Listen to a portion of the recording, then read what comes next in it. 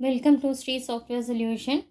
நம்ம லாஸ்ட் கிளாஸில் வரைக்கும் arithmetical operator, conditional operator, logical, ternary operator நம்ம இப்போ இந்த கிளாஸில் பார்க்க போகிறோம். இந்த 3 ஆப்ரேட்டர்ஸும் நம்ம ஆல்ரெடி கம்ப்ளீட் பண்ணியிருக்கோம். டெர்னரி ஆப்ரேட்டரில் நமக்கு என்னென்ன ஆப்ரேட்டர்ஸ் இருக்குது அப்படின்னு பார்த்தீங்கன்னா, கொஷின் மார்க்கு, கோலன், இதுதான் யூஸ் பண்ணுவோம் டெர்னரி ஆப்ரேட்டரில்.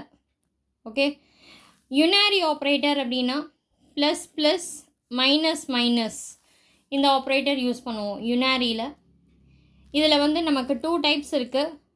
போஸ்ட் இருக்குது அண்டு ப்ரீ இருக்குது.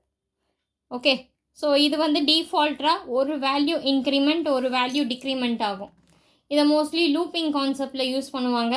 இந்த ஆப்ரேட்டர்ஸ் எப்படி யூஸ் பண்ணுறதுன்னு பார்க்கலாம். அண்ட் அர்த்தமெட்டிக்கல் அசைன்மெண்ட் ஆப்ரேட்டர்ஸ் இருக்குது லாஸ்ட்டாக. இதில் எல்லா அர்த்தமெட்டிக்கல் ஆப்ரேட்டர்ஸ்லையும் ஈக்குவல் டு சிம்பிள் போட்டு எழுதணும். That is plus equal to, minus equal to, multiplication equal to, divide equal to, modulus equal to.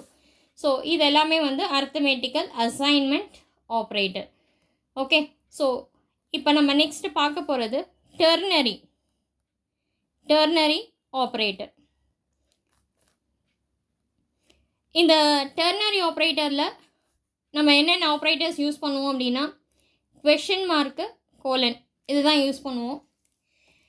இதனால் என்ன யூஸ், என்ன பெனிஃபிட் அப்படின்னு பார்த்தீங்கன்னா, இப்போ நார்மலாக ஒரு ப்ரோக்ராம் எடுத்துக்கோங்க.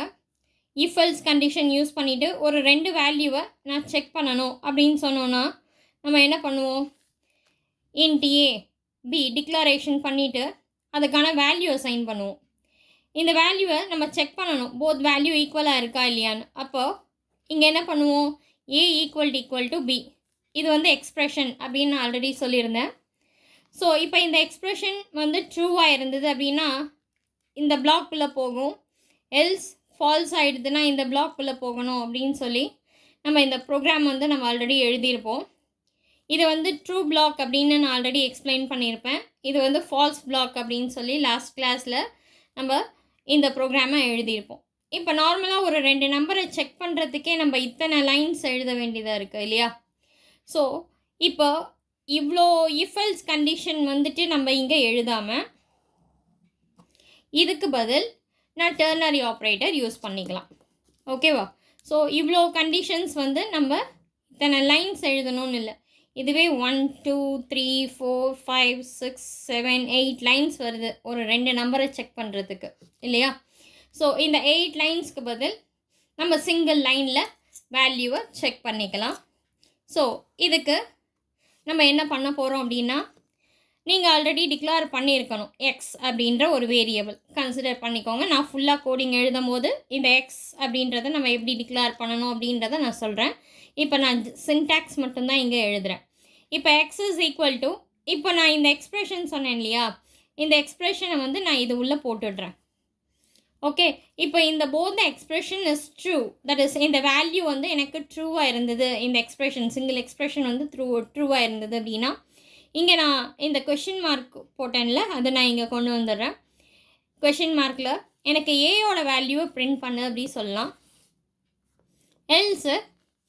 எல்ஸுக்கு பதில் இங்கே கோலன், எல்ஸு பியோட வேல்யூவை பிரிண்ட் பண்ண சொல்லலாம். ஓகே, இப்போது இந்த எக்ஸோட வேல்யூ நம்ம என்ன கொடுத்துருந்தோம், 10ன்னு கொடுத்துருக்கோம் இங்கே. ஓகே, இங்கே ஒய்யோட வேல்யூ என்ன கொடுத்துருக்கோம், 10. இப்போ போத் வேல்யூ ஈக்குவல் தான் இல்லையா. ஈக்குவலாக இருந்தால் இந்த இடத்துல நீங்கள் என்ன எழுதியிருந்தாலும் இது வந்து ட்ரூ. ஓகே, கோலனுக்கு அப்புறம் இருக்கிறது ஃபால்ஸு.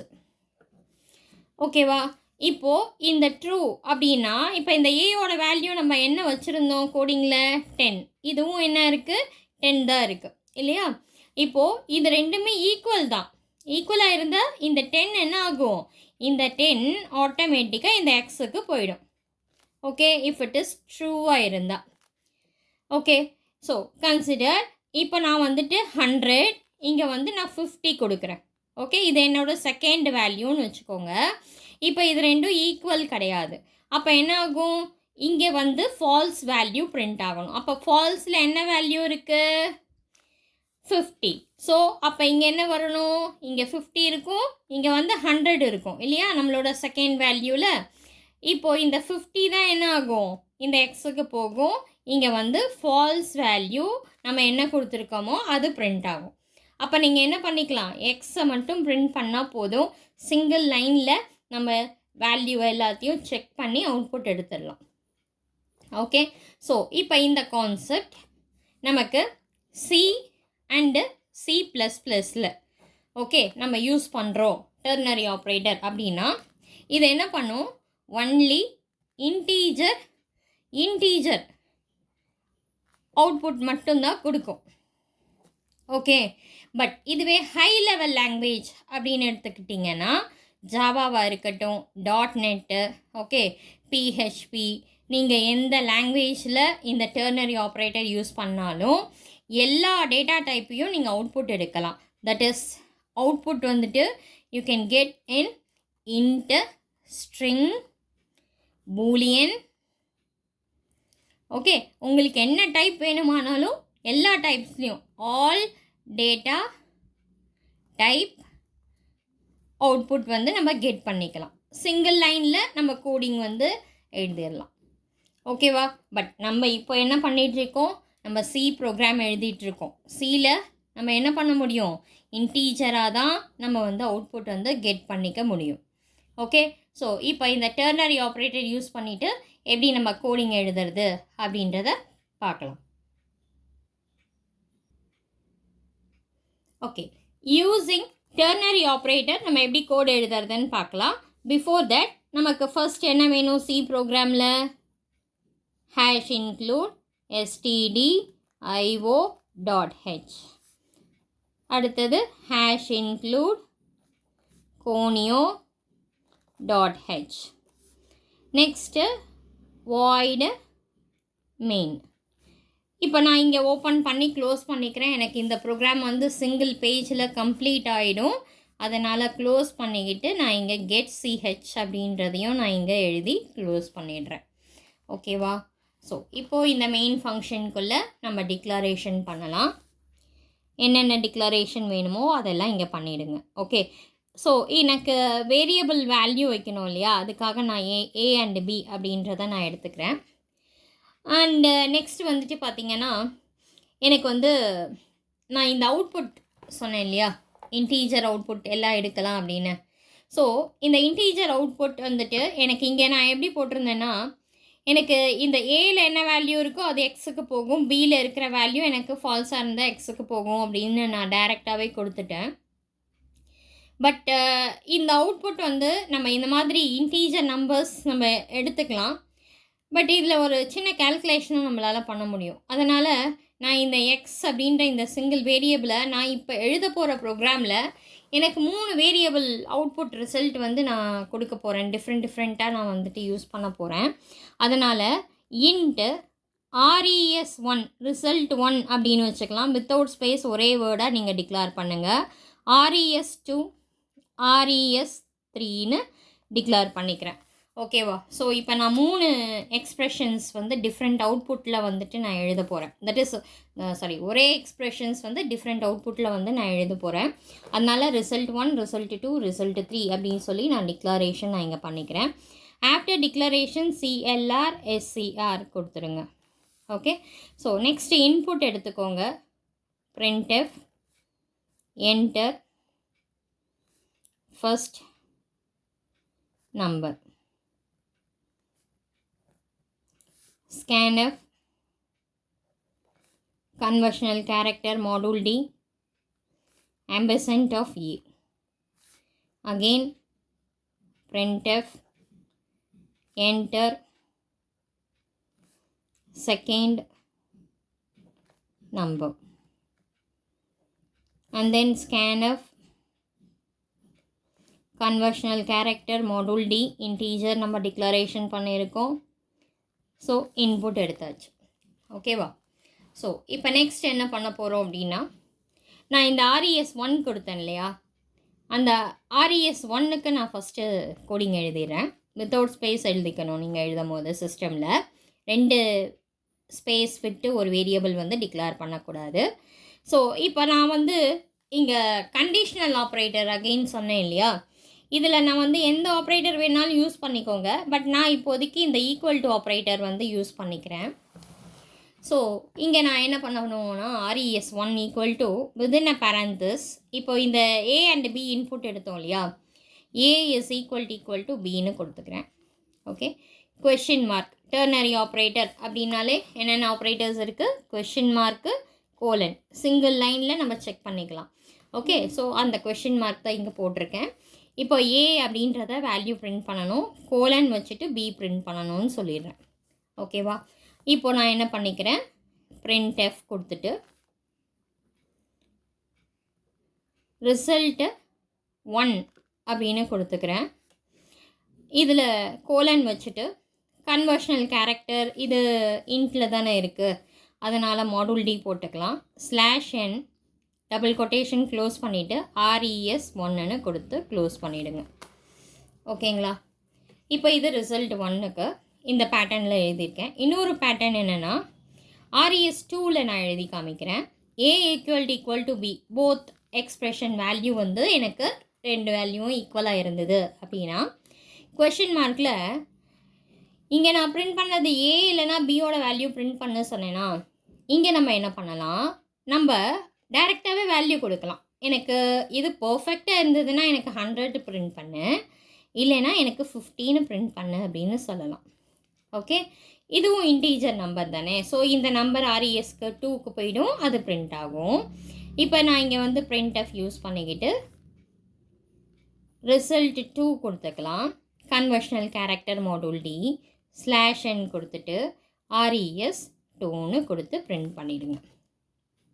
ஓகேவா, இப்போது ரிசல்ட் 3க்கு நம்ம எழுதணும், RES3ன்னு கொடுத்துக்கலாம். சேம் எக்ஸ்ப்ரெஷன் வேல்யூ தான் நான் இங்கேயும் கொடுக்குறேன். எனக்கு போத் வேல்யூ ஈக்குவலாக இருந்தது அப்படின்னா எனக்கு நான் இங்கே சொல்லலாம், எனக்கு ஏவையும் ப்ளஸ் பியையும் எனக்கு ரெண்டையும் ஆட் பண்ணி கொடு அப்படின்னு சொல்லலாம். கோலன் இல்லைனா என்ன பண்ணலாம், A இன்ட்டு B ரெண்டையும் மல்டிபிள் பண்ணி எனக்கு அவுட்புட் கொடுன்னு சொல்லிடலாம். ஓகே, அப்போ இது ரெண்டும் ஆட் ஆகும், இது ரெண்டும் மல்டிபிள், அப்போயும் இது வந்து இன்டீஜர் நம்பராக தானே இருக்கும். ஸோ அது என்ன பண்ணும், RES3க்கு போயிடுமா, 3க்கு போயிட்டு அது பிரிண்ட் ஆகும். ஸோ இங்கே என்ன பண்ணிக்கலாம், printf கொடுத்துட்டு ரிசல்ட்டு 3 கொடுத்துடலாம். Conversational character module D /n கொடுத்து டபுள் கொட்டேஷன் க்ளோஸ் பண்ணிவிட்டு இந்த RES3யை பிரிண்ட் பண்ணிவிடுங்க. ஓகே, அவ்வளோதான். ஸோ இப்போ நம்ம 3 பேட்டர்னில் நம்ம வந்துட்டு அவுட்புட் எடுத்தாச்சு. ஓகே, ஸோ இப்போ இந்த ப்ரோக்ராமில் என்னென்ன பண்ணியிருக்கோம் நம்ம ஃபர்ஸ்ட்லேருந்து பார்த்துட்டு வரலாம். இப்போது ஃபஸ்ட்டு ஹெடர் ஃபைல் கொடுத்தாச்சு as it is. Main function நான் இங்கே ஸ்டார்ட் பண்ணியிருக்கேன், ஓப்பன் பண்ணியிருக்கேன். இதோட க்ளோசிங் இங்கே இருக்குது. இதுக்கு முன்னாடி getch போட்டுருங்க. ஓகேவா, மெயின் ஃபங்க்ஷன் க்ளோசிங்க்கு முன்னாடி getch போட்டுட்டு இப்போ நம்ம இங்கே என்ன பண்ணுறோம், நம்மளோட declaration variable declaration. Then CLR SCR and இது எல்லாமே இன்புட் ஸ்டேட்மெண்ட். ஓகே, இப்போது இந்த கண்டிஷன் எல்லாமே நமக்கு ஒரு பிளாக்கும் நமக்கு செக்கிங் கண்டிஷனும் அவுட்புட்டும். ஓகேவா, ஸோ இது ஒரு அவுட்புட், இது ஒரு அவுட்புட் ஃபார்மேட். உங்களுக்கு என்ன ஃபார்மேட்டில் உங்களுக்கு அவுட்புட் வேணுமோ அதை யூஸ் பண்ணிக்கோங்க. நான் இங்கே யூஸ் பண்ணது எல்லாமே ஈக்குவல் டு ஆப்ரேட்டர். இப்போ நீங்கள் கிரேட்டர் தென் அப்படி கூட மாற்றிக்கலாம். அப்போ A இஸ் கிரேட்டர் தென் பியாக இருந்தால் ஏயோட வேல்யூ எல்ஸ் பியோட வேல்யூ பிரிண்ட் ஆகும். ஓகே, பட் என்னென்னா நம்பராக தான் நம்மளால் அவுட்புட் வந்து இங்கே எடுக்க முடியும், ஸ்ட்ரிங் வேல்யூவாக நம்ம வந்து கெட் பண்ண முடியாது. ஓகேவா, ஸோ இப்போ இந்த ப்ரோக்ராம் புரியுதுன்னு நினைக்கிறேன். டெர்னரி ஆப்ரேட்டர், இதில் ஏதாவது டவுட்ஸ் இருந்தால் எனக்கு கமெண்ட்ஸில் அப்டேட் பண்ணுங்கள். ஓகே, ஸோ இப்போ நம்ம நெக்ஸ்ட் செஷனில் ரிமைனிங் ஆப்ரேட்டர்ஸ் என்னென்ன இருக்குது, யுனாரி ஆப்ரேட்டர் இருக்குது அண்டு அரித்மெட்டிக்கல் அசைன்மெண்ட் ஆப்ரேட்டர் இருக்குது. இது ரெண்டையுமே நான் ஒரே செஷனில் கவர் பண்ணி கொடுத்துட்றேன். ஸோ இதோட கம்ப்ளீட்டாக உங்களோட ஆப்ரேட்டர்ஸ் எல்லாமே கம்ப்ளீட் ஆகும். அண்ட் ஆப்ரேட்டர்ஸ் எல்லாம் இதோட கம்ப்ளீட் ஆகாமல் இனிமேல் எடுக்க போகிற நெக்ஸ்ட் கான்செப்ட்லேயும் நமக்கு எதுக்காவது தேவைன்னா அந்த ஆப்ரேட்டர்ஸையும் நம்ம யூஸ் பண்ணி பார்க்கலாம். ஓகேங்களா, இந்த ஆப்ரேட்டர்ஸ் ஃபுல்லாக நமக்கு கண்டினியூ ஆகிட்டே தான் இருக்கும். ஓகே, வேறு ஏதாவது ஒரு கான்செப்ட் எழுதும் போது நமக்கு அது நீடடாக இருக்கும். அந்த இடத்துல ஒரு கால்குலேஷனோ செக்கிங் கண்டிஷனோ தேவைப்படுது அப்படின்னா நம்ம அதை யூஸ் பண்ணிக்கலாம். ஓகேங்களா? ஸோ இப்போ நீங்கள் இந்த ஆப்ரேட்டர்ஸ் கிளியர் ஆகிட்டீங்க அப்படின்னா இதே ஆப்ரேட்டர்ஸ் தான் நீங்கள் இனிமேல் ஃப்யூச்சரில் படிக்க போகிற advanced level Java, PHP, Python எல்லாத்துலேயும் இந்த ஆப்ரேட்டர்ஸ் கண்டினியூ ஆகும். ஸோ அப்போ அந்த லாங்குவேஜில் எப்படி கோடிங் எழுதுறது அப்படின்றத மட்டும் நம்ம ஐடென்டிஃபை பண்ணிக்கிட்டால் போதும். ஓகே, ஸோ இப்போது இந்த ஆப்ரேட்டர்ஸில் நம்ம இன்றைக்கி பார்த்தது டெர்னரி ஆப்ரேட்டர். ஸோ டெர்னரி ஆப்ரேட்டர்ஸில் நீங்கள் கோடிங் எழுதி எக்ஸிக்யூட் பண்ணி அவுட்புட் பாருங்கள். ஐ திங்க் இது உங்களுக்கு கிளியராக புரிஞ்சிருக்கும் அப்படின்னு நினைக்கிறேன். ஸோ இது நம்மளோட ப்ரோக்ராம் நம்பர் 12. ஸோ .c கொடுத்து சேவ் பண்ணிவிட்டு இதை வந்து எக்ஸிக்யூட் பண்ணி பாருங்கள். ஓகே, தேங்க்ஸ் ஃபார் வாட்சிங்.